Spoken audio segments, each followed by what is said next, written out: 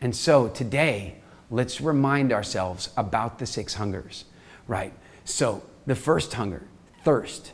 Remember how that works. That because in our natural history, a huge amount of our hydration came from the foods we ate, we are now occasionally confused by a signal. Our body, feeling dehydrated, sends a signal. It says, go get water. But as we used to get a lot of our water from our food, it sends a signal of hunger. And so it's very important that we stay hydrated. It's very important. Hey, you may have had some days where you're doing it really well and other days where you're not doing it as well. Remember how important it is. And by the way, there are some really cool apps you can get for this that'll actually remind you to drink your water. You can tell it how many glasses you want to have per day, and it'll pop up in your phone and say, have you drunk it yet today?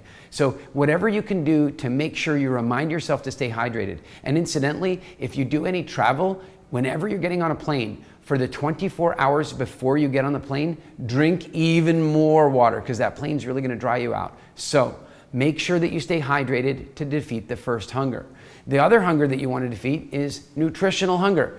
Nutritional hunger is that hunger that your body creates when it's feeling low on a given mineral or vitamin or nutritional constituent that your body really requires. And then it might create this signal of saying, go eat. The problem is that in nature, when your body got this message, go eat, it didn't really matter because anything around you basically was healthy.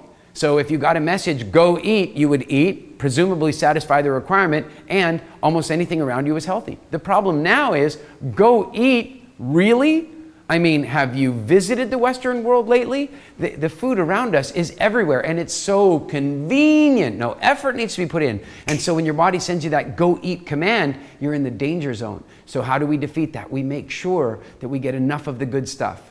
Our health is determined far more by making sure we get our needs met than by the elimination of the other things. And so we get enough of the good stuff. We pay a lot of attention to the WildFit essentials.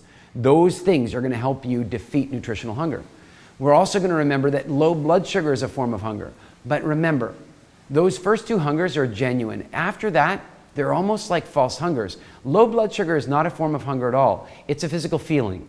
It's a physical feeling that can stimulate emotional response. And why do we feel low blood sugar at times? Largely, it's when we've gotten and we've conditioned our bodies to be processing the nutritional, or I should say the sugars that come directly from our food in a given moment.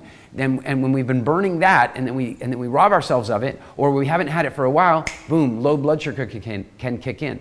It's important that if you remember to keep your body, if you work on maintaining a more fat-burning metabolism, you will have a much better long-term endurance form of energy that will help you, and you will have less low blood sugar issues.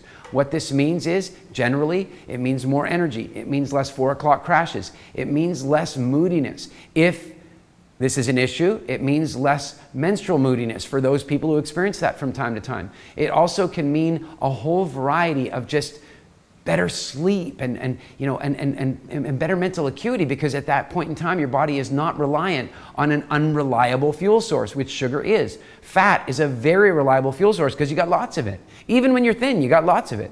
And so low blood sugar is something that we really defeat with our behavior. We make sure that we're eating foods that stimulate a fat-burning metabolism, and that we're doing exercises that stimulate a fat-burning metabolism. All right, what's next? Empty stomach hunger. Again, this is not a legitimate hunger. This is a feeling. It's a physical condition that has been anchored or attached to the feeling of hunger so that they feel linked, but they are different. They're not necessarily the same thing. And so, as a matter of fact, not necessarily. They're simply not the same thing. They may happen in coincidence from time to time, but it is absolutely possible to be hungry when your stomach is full and not hungry when your stomach is empty. How do you defeat this? One, you get really clear about the difference. In fact, if you're one of the people that's decided to try the little mini 3-day challenge, the little fast, you may have found the feeling of my stomach is empty and I'm not really craving many foods right now. I'm not hungry. The other version of it is, hey, there are times when you wake up in the morning where you're really, your stomach might be empty and you may not start the day hungry. You may find that if you drink a glass of water, that suddenly any feelings of empty stomach go away, and yet, look at that, you're not hungry. So please pay attention to that concept of empty stomach and recognize that it's actually not a hunger, it's an illusional hunger. That empty stomach is just a physical condition. And then we have variety. Now this is a very important one because it actually falls back into the category sometimes of being a legitimate hunger. And that is related to nutritional hunger. If someone in nature was eating only one type of food because it just happened to be very abundant, what would happen is a general instinctive desire for variety. In other words, wow, we should stop eating that same food over and over again and seek other sources, because there's no one perfect food. There's no one food that gives us everything we need. And so as a consequence, we have a driver or a desire for variety. The problem now is that there's so much available variety around us, well, that we satisfy it badly most of the time. The other challenge is, and this is a great segue to the last hunger we're going to talk about today, and that is emotional hunger. That very often that variety hunger is also illusionary. So sometimes it's genuine, sometimes it's a form of nutritional hunger, and then sometimes it's an illusionary hunger, which really means that you're just feeling bored. You remember, we talked about this with emotional hunger. When you're dealing with emotional hunger, it's so important and so easy to solve. The first thing you notice is, what is the emotional state that is putting me in a position where I feel like eating something non-functional? What is that emotional state? So if I'm feeling a sense of variety, then I just need some variety. Then what's going on is I might be feeling bored. That's an emotional state. If I'm feeling bored right here, then that's a trigger. And as I'm feeling that trigger, then I'm suddenly going, wow, I really feel like I should eat something, right? Oh, what could I eat? Something with variety, boom, right? So whenever this is happening with emotional hunger, you need to stop, get conscious, get mindful, right? And take a look. What was that emotion?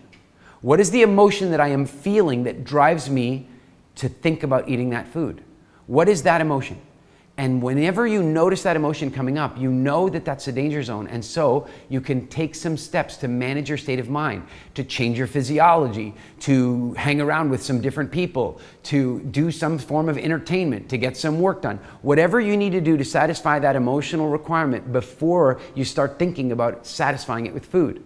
Another step you can do here is say, hey, all right, if I were to give in, if I were to give in and eat the non-functional food that this emotion is triggering in me, what emotion is it that I want?